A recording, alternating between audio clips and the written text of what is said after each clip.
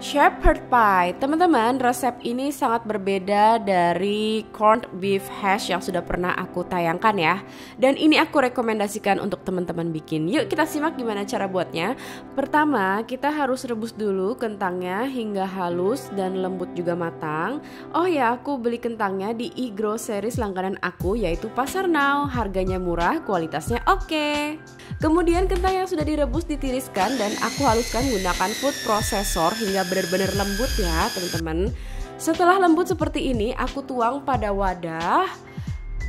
Kita aduk-aduk sedikit, lalu aku masukkan red cheddar yang slice gini ya. Kemudian selagi panas aku aduk hingga benar-benar larut. Nah, sekarang aku tambahkan butter. Kemudian aku aduk rata kembali sampai benar-benar larut dan tercampur. Lalu aku masukkan cheddar yang aku parut, diaduk rata kembali, ditambahkan lada bubuk secukupnya. Kemudian aku masukkan pala bubuk.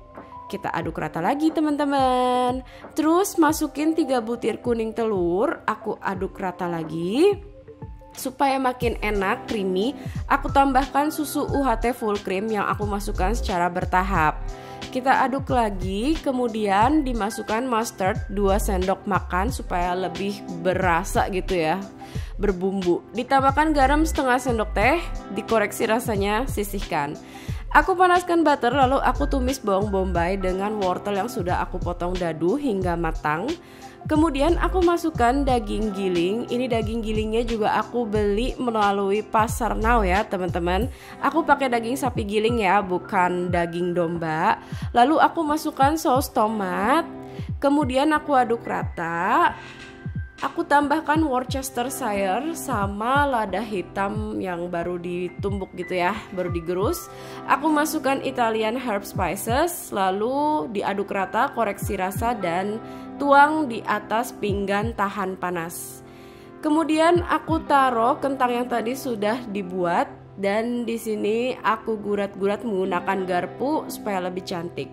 Aku sudah panaskan oven dan di sini aku set suhu 180 derajat api atas bawah. Kita panggang selama 40 menit ya.